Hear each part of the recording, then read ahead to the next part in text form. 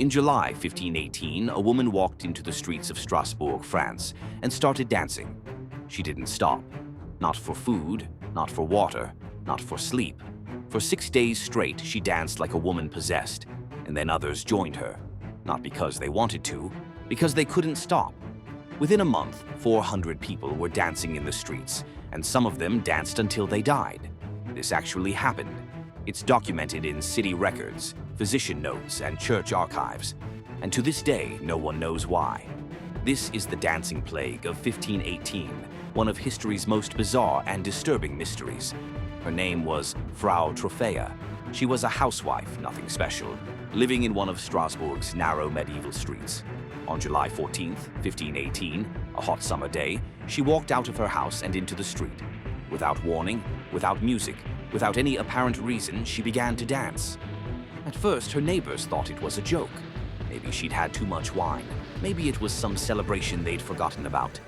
But when the sun set and Frau Troffea was still dancing, still hadn't stopped for even a moment, the laughter died. By the second day, her feet were bleeding. The cobblestones had worn through her shoes and torn the skin from her soles. By the third day, she was screaming, not in joy, but in exhaustion and terror. She wanted to stop. She begged to stop, but her body wouldn't obey. People tried to help.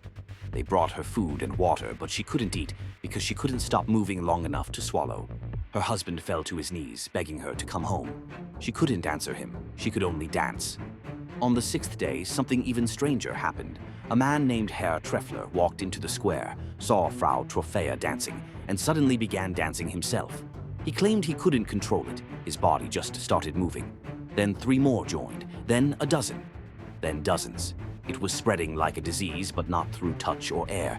It spread through sight, through proximity, through something no one could understand. By the end of the first week, 34 people were dancing in the streets of Strasbourg, and every single one of them was terrified.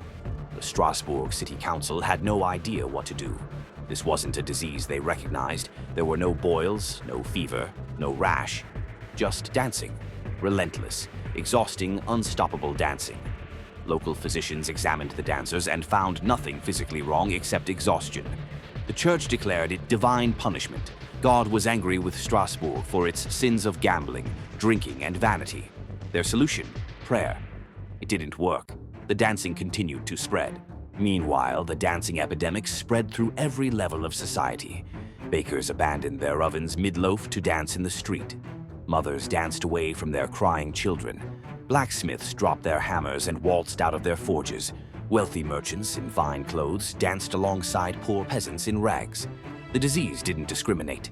By the end of the month, over 400 people were dancing simultaneously in the streets of Strasbourg. The city was consumed by chaos. And then people started dying. Heart attacks from the constant exertion, strokes from exhaustion and dehydration, starvation because they literally couldn't stop moving long enough to eat or drink. Historical records suggest up to 15 people a day were dying at the peak of the epidemic. Bodies had to be removed from the streets so the living dancers wouldn't trip over the dead. But still, the survivors kept dancing. Their bodies gave them no choice. Desperate for a solution, the Strasbourg City Council came up with a theory that sounds absolutely insane to modern ears. They believed the cure for the dancing was more dancing. Their logic was that the afflicted needed to dance it out of their system, to dance so much they'd exhaust the curse and it would break. So they hired professional musicians. They built wooden stages in the town square. They brought in healthy professional dancers to keep the sick ones company. The idea was that if the cursed danced to proper music with proper rhythm, they'd tire out and recover. The plan was a catastrophe. The music didn't cure the dancers. It amplified whatever was causing the dancing. More people began dancing. The death toll increased. Healthy musicians and professional dancers found themselves unable to stop moving. The organized, therapeutic dancing descended into greater chaos. After a week of this disaster, the council finally admitted defeat and shut down the stages. But the damage was done. The epidemic was worse than ever. And then, in early September, as mysteriously as it began, the dancing plague stopped. The last dancers simply ceased moving. Their bodies finally obeyed their minds again. Some collapsed in exhaustion.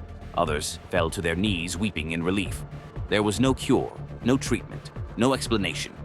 The epidemic just ended. Strasbourg buried its dead, treated its traumatized survivors, and tried to move on.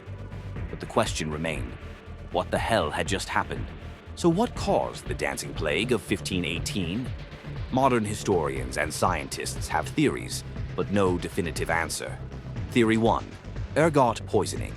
Ergot is a fungus that grows on rye grain during wet, cool summers. When people eat bread made from infected grain, they can hallucinate and experience muscle spasms. It's essentially natural LSD. But here's the problem.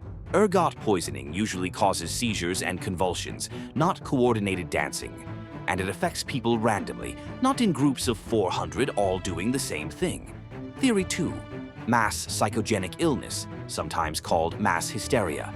This is when a group develops similar physical symptoms because of psychological stress and social pressure.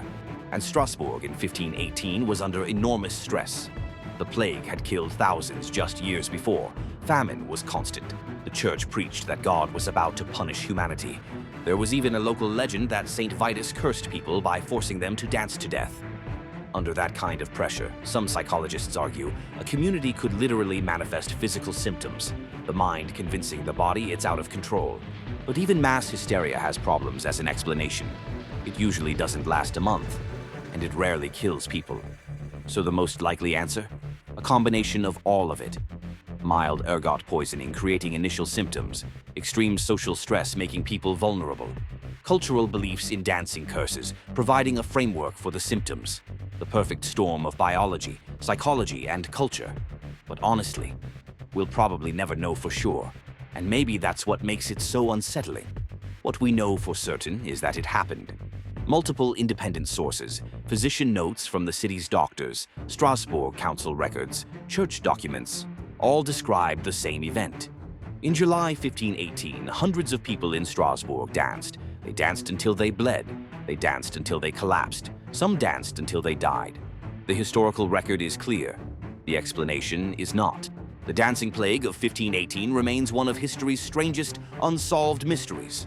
A reminder that even in our modern world, with all our science, medicine, and technology, there are things we still can't explain. Things that defy logic and reason. And maybe that's the most terrifying part. Not the dancing itself, but the fact that 500 years later, we still don't know why it happened. And if it could happen again.